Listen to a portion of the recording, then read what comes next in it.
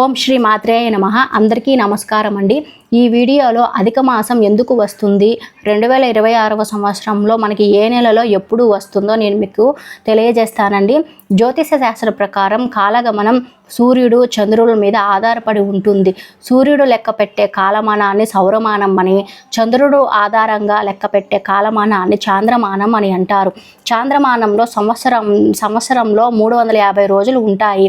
సౌరమానంలో సంవత్సరంలో 360 రోజులు ఉండటం జరుగుతుంది. అంటే సౌరమానం చంద్రమానం సంవత్సరంలో 11 రోజులు తేడా ఉంటాయండి. ఈ వ్యత్యాసాన్ని సరిచేయడానికి ప్రతి 3 సంవత్సరాలకు ఒకసారి ఒక మాసముని అధికంగా జోడిస్తారు. దీనిని అధిక మాసం అంటారు. ఈ అధిక మాసాన్ని పురుషోత్తమ మాసం కూడా పిలుస్తారు.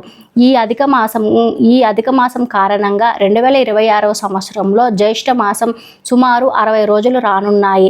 అంటే 2026 సంవత్సరం జ్యేష్ఠ మాసం మే 17వ తేదీ పాడ్యమి తిథి రోజున ప్రారంభమై జూన్ 15వ తేదీ అమావాస్య తిథితో ముగుస్తుందండి.